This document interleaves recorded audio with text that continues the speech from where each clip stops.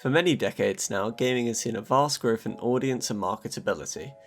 This has led to a lot of innovations in the gaming scene in terms of graphics,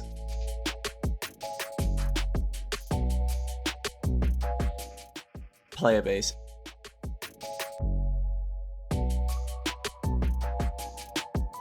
and accessibility.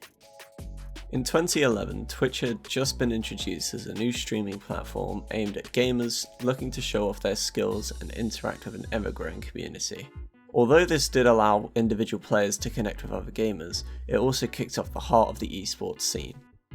In 2016, Blizzard Entertainment released Overwatch, a first-person team-based shooter with a wide selection of unique characters. With the release of Overwatch came the announcement of competitive play and the Overwatch League. The Overwatch League had become the place every aspiring pro player wanted to be, with its multi-million-dollar budget and excellent potential. The Overwatch League started a stable career for many players in 2018, as being signed to a team required a minimum salary of $50,000, and the highest known salary at the time being Sinatra with a salary of $150,000.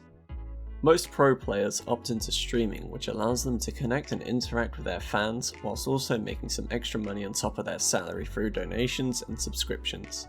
Although this sounds like a dream to most, the struggles of being a pro player are more than what meets the eye.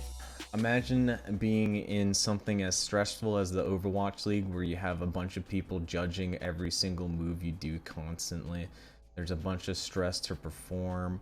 There's a bunch of goals and aspirations you have in mind, and if you're on a losing team and people are constantly saying you're shit and you don't even deserve to be playing and there's a shit ton of people better than you, it can get kind of annoying. And that was only to mention a few of the issues surrounding pro play. He hadn't mentioned burnout or any of the physical challenges from playing 8 hours a day. Burnout is a state of being unmotivated and fatigued when it comes to playing games.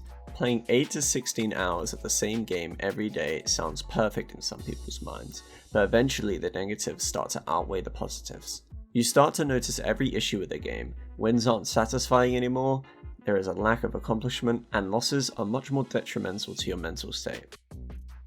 Burnout isn't something that we can combat directly, due to it varying from person to person, but despite this, there are some preventatives and steps we can take in order to help the players who are experiencing burnout. Most teams will have player development coaches or team therapists, which are supposed to help the players get through their issues and hopefully get them back to a healthy state. But this is just one step of many. The developers need to keep the game fresh by deploying frequent updates, and teams need to know when they are overworking players. Like I said before, tackling burnout isn't that simple and is a lot more complex than this, but if esports is going to continue to grow, then we need to put more focus on helping with burnout. It's not just the top players who experience burnout or other mental challenges. Players in Overwatch contenders experience the exact same issues, but it can be a lot harder for them to stay motivated as most contenders teams do not have salaries for their players, and the only way to secure money is by winning the tournament. Today I have Melon with me. He's a former teammate of mine. Melon, would you mind telling us a bit about yourself and who you are? My name's Tyler, otherwise I'm known as Melon. I play for the Shanghai Wagons, and I'm a flex DPS playing Overwatch. In your many years of Overwatch, would you ever say you've ever experienced burnout? Early on, when I was playing Overwatch, I felt somewhat of a burnout because I got demotivated to play the game and compete. So how did you overcome this? Yeah, in the end, I took a bit of a break, like about 4 to 5 months, and I just played other games until I realized that my love for Overwatch was probably never going to go away. I came back to Overwatch and I haven't been demotivated since. What would you change about your path to pro in order to become more successful? To become more successful, I probably would have started earlier. Everyone got ahead of me, and so if I had started earlier, maybe I could have gotten a lot better than I was today. When it comes to Blizzard with the Overwatch League, do you reckon that they have a successful approach, or do you reckon it could be improved?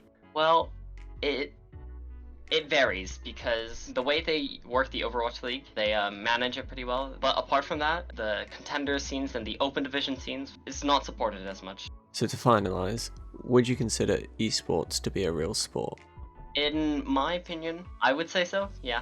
I think esports is a sport because even though there's no physical activity involved, it's still, you're competing for something, right? And if you're competing for something, I think it's a sport. Like, that doesn't apply for everything, but like, you're competing for something against another team.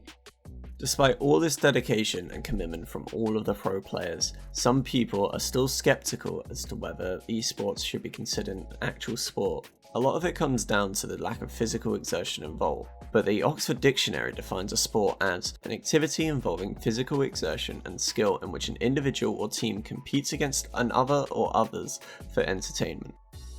The key problem with this definition would be that there is no indicator as to how much physical exertion is required for it to be a sport. Esports has a strong competitive element to it which entertains the audience in the same way watching two football teams does. So the question is, what is the threshold for esports to be considered a sport?